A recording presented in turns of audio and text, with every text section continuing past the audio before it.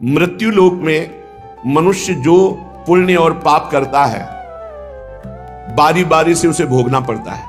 बहुत ध्यान से सुनोगे तो आपको बड़ी सावधानी प्राप्त हो जाएगी। जो छोटी मोटी गलतियां आप हंसी खेल में करते हैं वो भी आपको दंड भोगना पड़ेगा।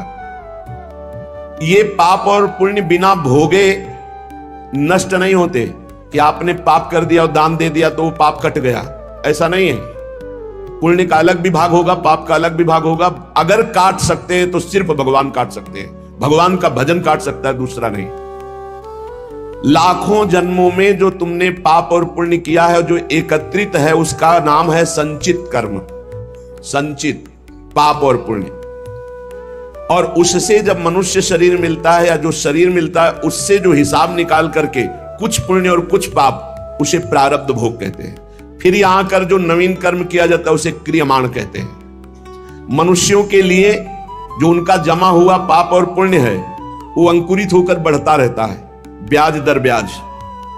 बहुत दुर्गति होती है, इसीलिए बहुत जन्म हम भोगे तो भी अपने संचित कर्म को नहीं भोग सकते।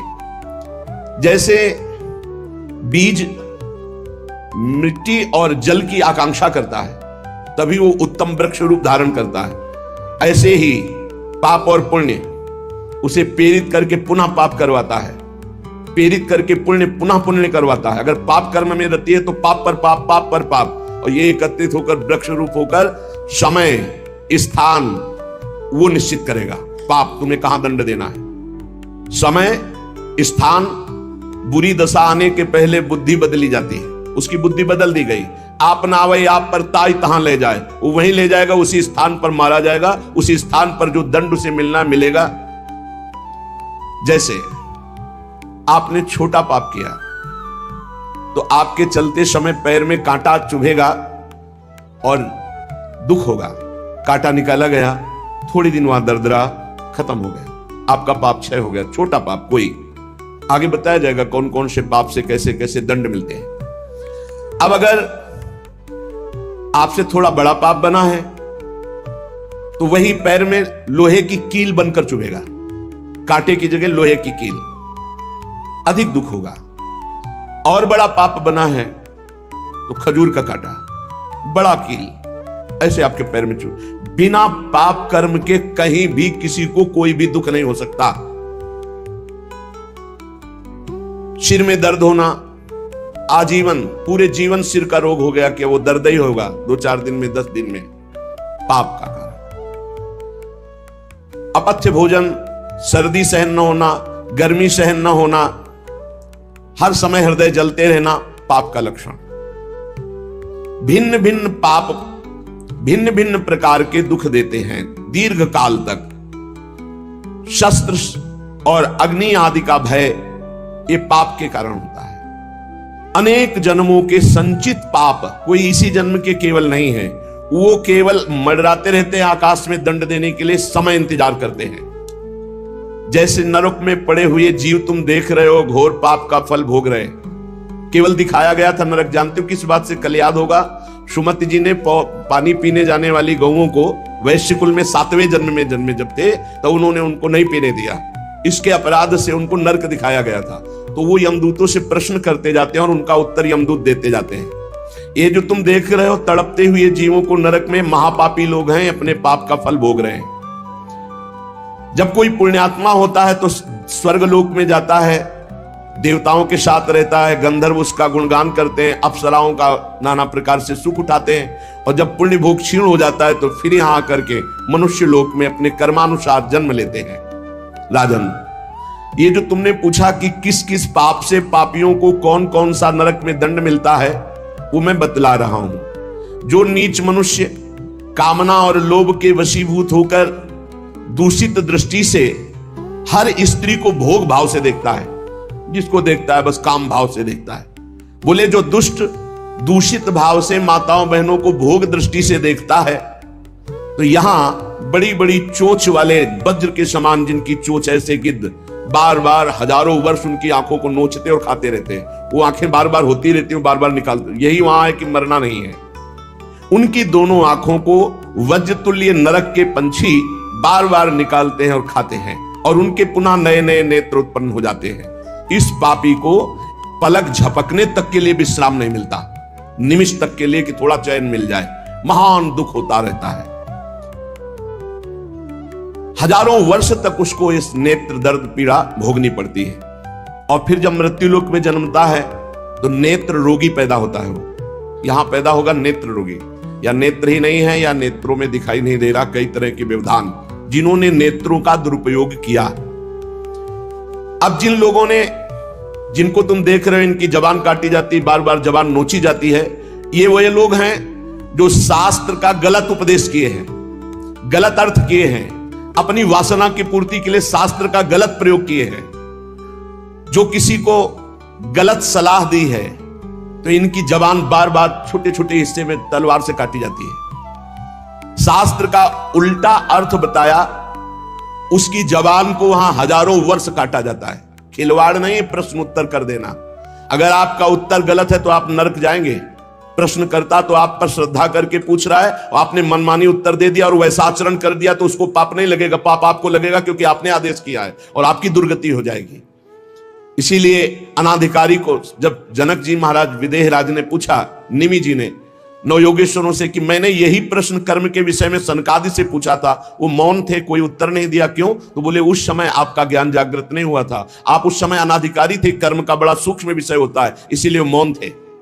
ऐसा नहीं कि हर प्रश्न का उत्तर फटाक से दे दे, और वो गलत है अगर उत्तर तो शास्त्र सम्मत नहीं है तो उत्तर देने वाले को नरक का दंड मिलेगा, उसकी जबान हजारों वर्ष वहां काटी जाएगी। जो शास्त्र का गलत अर्थ करता है, जो शास्त्र को अपनी वासना पूर्ति के लिए घुमा करके बोलता है, जो किसी को बुरी सलाह देता है, उसकी जबान यहां काटी जाती है, जो देख रहे हो।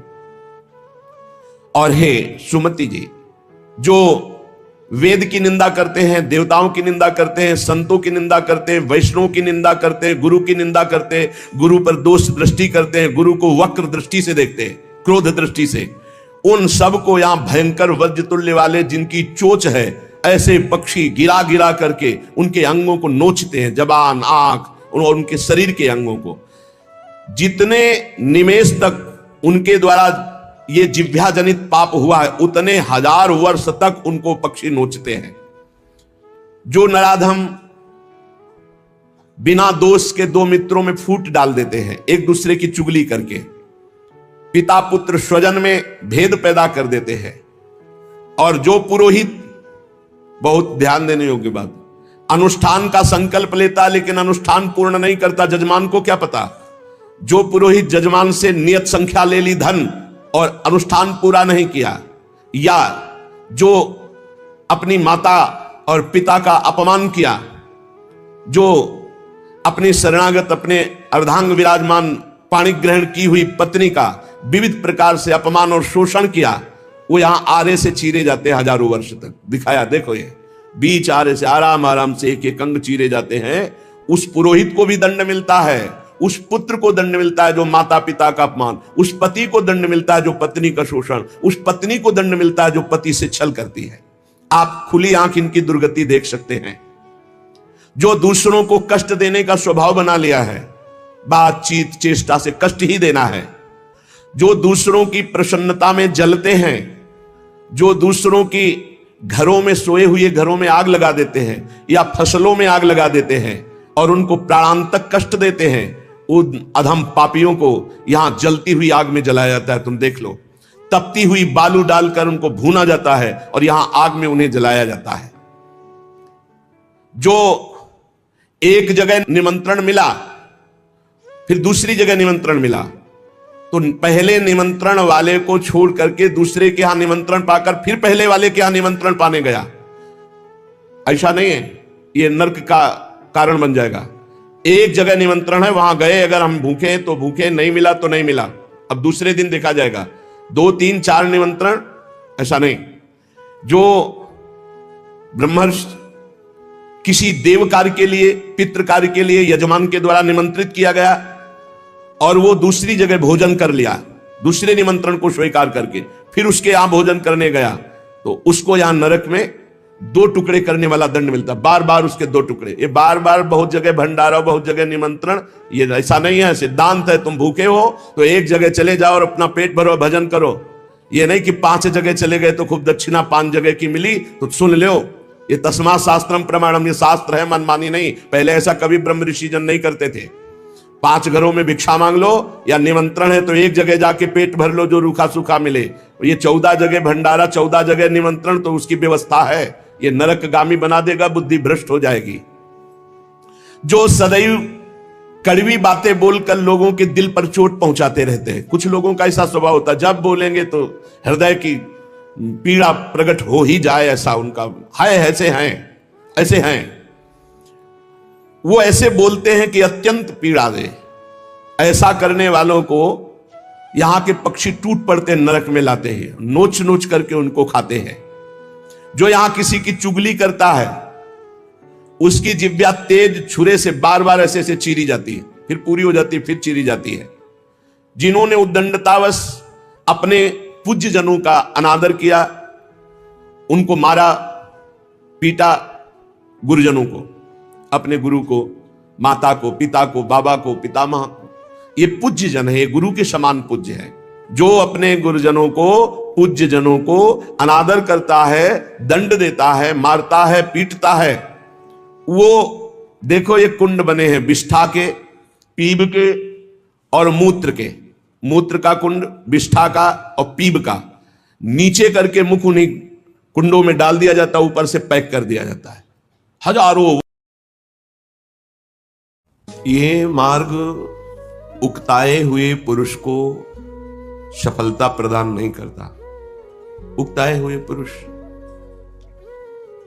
अभी 4 दिन गेहूं बोए हुए और खोद खोद के देखे कि अंकुर उठा कि नहीं, अंकुर उठा कि नहीं, वो खेत में सफलता नहीं प्राप्त कर पाएगा। धैर्य पूर्वक जो बीज डाला है इंतजार करो, जब अंकुरित हो तो उसकी सुरक्षा करो, जिससे वो बढ़े उससे उर्वरक सिंचाई दो। अन्य जो उसकी बाधा पहुंचाने वाली तृण है, घास है, कृषि निकामे चतुर किसाना, उसको निकाल कर बाहर करो और उसकी सुरक्षा व्यवस्था करते हुए जब तक फसल पूर्ण रूप से परिपक्व ना हो जाए तब तक उसमें आपको पूर्ण एकाग्रता पूर्वक रक्षा और सिंचाई आदि करनी होगी। एक साधारण प्राकृतिक फसल के लिए इतना धैर्यवान, इतना सहनशील और कहीं किंचन मात्र भी विक्षिप्तता ना आने पावे, नहीं फसल आप ही नष्ट कर देंगे, तब जाके वो अन्न राशि प्राप्त करता है। आप भगवत सुख राशि प्राप्त करने के लिए निकले, गुरुदेव ने महाबीज, अविनाशी बीज नाम प्रदान किया। आप 4 दिन वासनाओं का खेल खेलते हुए जप रहे हैं, आपको आगे बढ़ाएगा ये। भले आप वासनाओं में हैं, पर ये आपका महामंगल करेगा। पर 4 दिन में ही आप उब जाएं, धन नहीं आया, स्वास्थ्य ठीक नहीं हुआ, पुत्र नहीं प्रकट हुआ, समस्याओं का समाधान नहीं हुआ, इसमें कोई लाभ नहीं है। ये ऐसे पुरुषों वाला मार्ग नहीं है। माया तो हर प्रयास करेगी कि तुम्हारी आस्तिकता नास्तिकता में बदल जाए, और भक्ति हर प्रयास करेगी कि तुम्हारी नास्तिकता आस्तिकता में बदल जाए।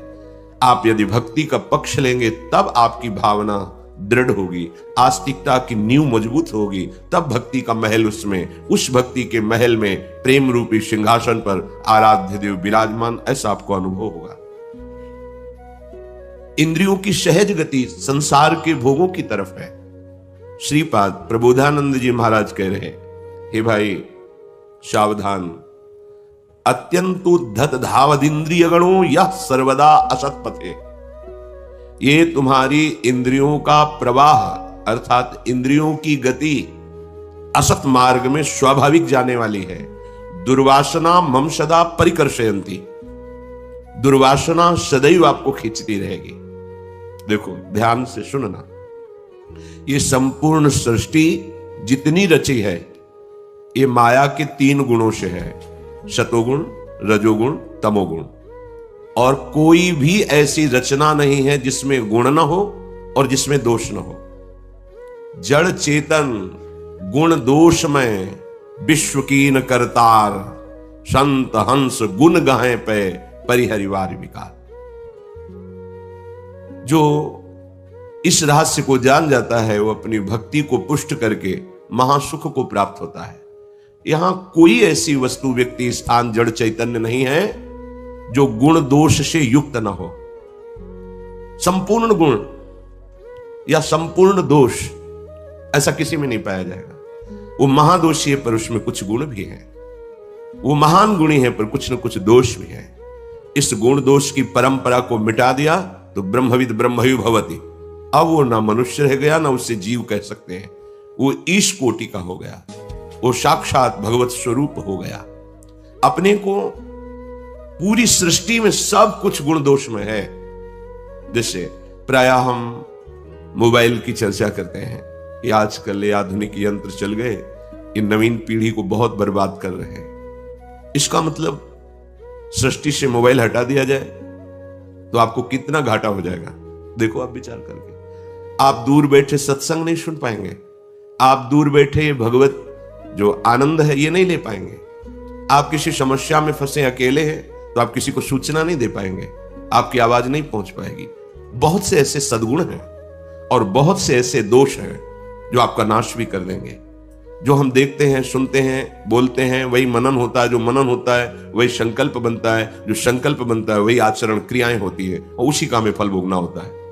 अब अगर हम दोष उसमें जो विराजमान है उनको ग्रहण करेंगे तो हमारा पतन हो जाएगा, जो गुण विराजमान है उसको तो हमारी उन्नति हो जाएगी।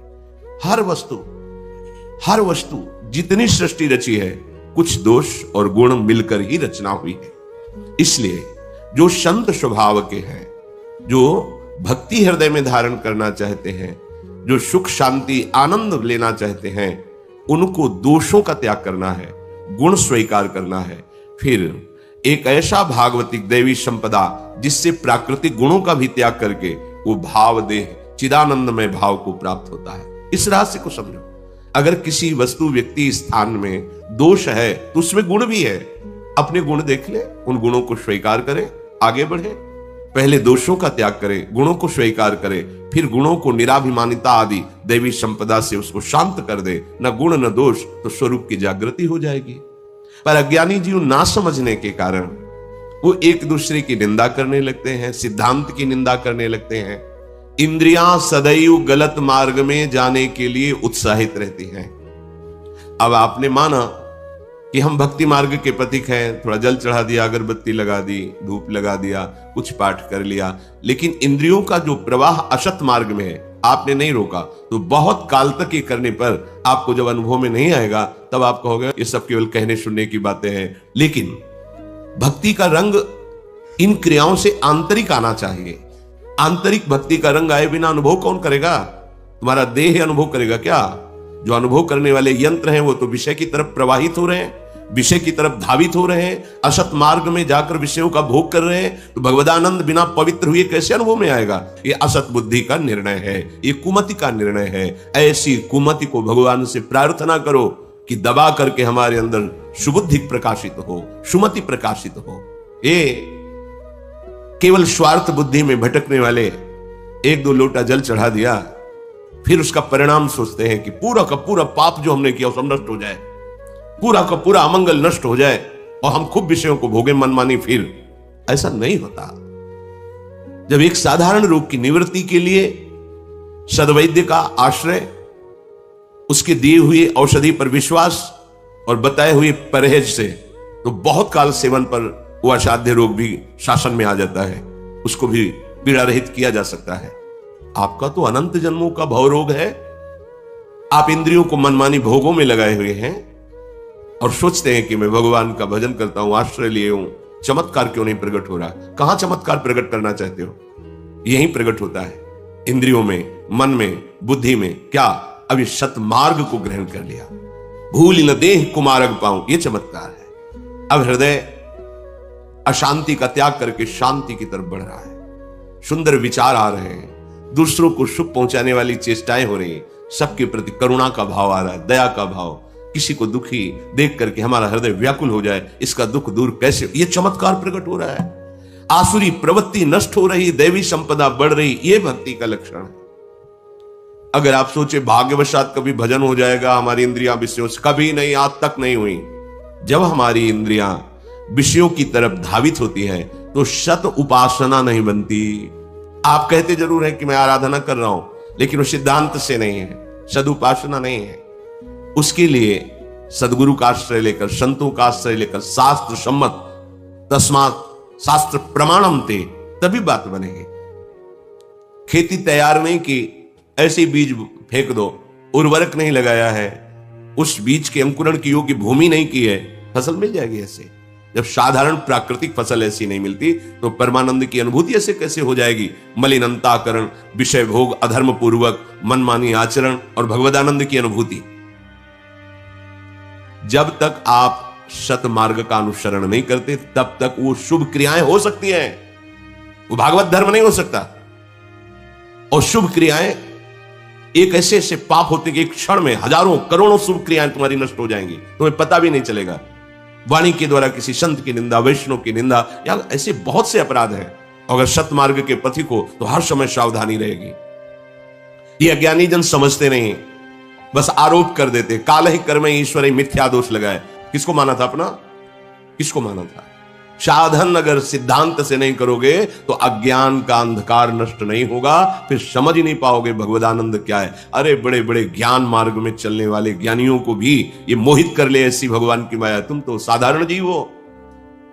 ठीक सिद्धांत से चलोगे तब परमार्थ का, तब इस माया पर विजय, तब सर्व पाप नाश, पाप प्रवृत्ति का नाश, फिर परमानंद की बाढ़। अगर कुमति जनित प्रेरित होकर इंद्रियां जो विषय मार्ग में जा रही हैं अधर्माचरण के लिए, उनको नहीं रोका तो कह रहे हैं सद्धर्म ही आपका शत धर्म नष्ट हो जाएगा। सदुपासनईर आपकी सद उपासना का मार्ग ढका रहेगा, आप समझ ही नहीं पाएंगे कि सदुपासना कहते किसे हैं। त्यक्तो अखिलई सदगुणईर, जितने भी भगवान को प्रसन्न करने वाले सद्गुण सब आपका त्याग कर देंगे यदि आप मनमानी आचरण करेंगे, इंद्रियों को अधर्माचरण में लगा देंगे। हा हा सोहम अनल्प मोह उपयाम्येकम तु वृंदावनम। श्रीपाद कह रहे हाय हाय, बड़ी गलती हो रही है, बड़ी गलती हो रही है। हम ना अपनी इंद्रियों को संभाल पा रहे हैं, ना मन को संभाल पा रहे हैं, ना धर्म से चल पा रहे हैं, और ना हमारे अंदर कोई सद्गुण है कि हम प्रिया प्रीतम को रिझा लें। एक पलक झपकने के समय के लिए भी मैं एकाग्र नहीं हो पा रहा हूं। तो बोले फिर भी तुम वृंदावन का आश्रय ले लो, वृंदावन तुम्हें संत महापुरुषों के वचन सुनाएगा। ये वृंदावन की कृपा से मिलता है। उन वचनों को सुनने में ही इतनी ताकत है कि आपके अंदर ऐसी प्रेरणा होगी कि असत मार्ग में धावित इंद्रियों को आप रोक सकेंगे। आपको ऐसी उपासना मिलेगी, ऐसी साधना मिलेगी, रजरानी महारानी की कृपा से आप सुखी हो जाएंगे। प्रयास आपको यही करना है। आप अगर ऐसा सोचे कि जब कभी भाग्य में होगा तो इंद्रियां लौट पड़ेंगी, ये भाग्य से लौटने वाली नहीं। इन पर शासन किया जाता है। शासन करने की सामर्थ्य की बल वो नाम से प्राप्त होता है। नाम तभी निरंतर जप सकते हैं जब आप गुरुजनों के द्वारा दी हुई आज्ञा के अनुसार चले। भजन बड़ा ही कठिन है करना, बड़ो ही कठिन है भजन। ढिग ढरिबो, भजन करना कोई साधारण बात नहीं। ये सब बातुल भूत विवश मतवारे, ते नहीं बोले ही बचन विचारे, इनके विचार ही नहीं है।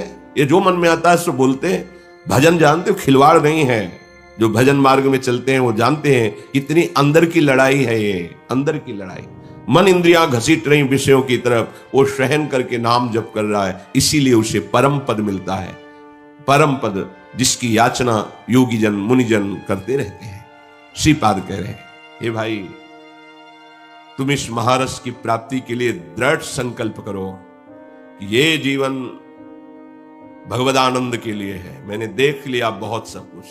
अब इस जीवन में हम प्रभु क्या है, उनका प्रेम क्या है, विषयानंद तो बहुत जन्मों में देख लिया, अब देखना चाहते हैं भगवदानंद। पहले निश्चय करो, निश्चय में ही ताकत होती है। ये निश्चय भगवान की शरणागति से मिलता है, पुष्ट होता है, परिपक्व होता है। बिना स्वात्मा रामेश्वर हरिम मुग्धस त्रिभुवने, जो त्रिभुवन को मोहित करने वाली माया है, ये बिना आत्मा, परमात्मा, भगवान, प्रभु, जिन नामों से कहा जाए, निराकार साकार जो भी भाव, बिना प्रभु की शरण हुए त्रिभुवन मोहिनी माया से कोई बच नहीं सकता। पता ही नहीं चलता कि माया है।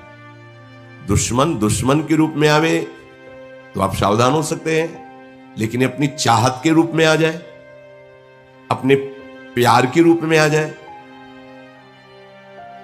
ऐसा प्राण प्रिय मित्र बनकर आ जाए तो आप जान पाओगे? नहीं जान पाओगे। तो अंदर और बाहर दोनों उसी का राज्य है। ये मन बुद्धि चित्त अहम, ये उसी के खिलौने हैं। बाहर सारा का सारा उसी का रचा हुआ खेल है। अभी बहुत बड़ा गेम है, जीत गए तो परम पद, हार गए तो फिर अवसर मिलेगा। खेलते रहो, खेलते रहो। अब इसे अगर गेम समझो तो आगे निकल जाओगे, लेकिन आप तो सत्य मानकर इसी में रुक गए।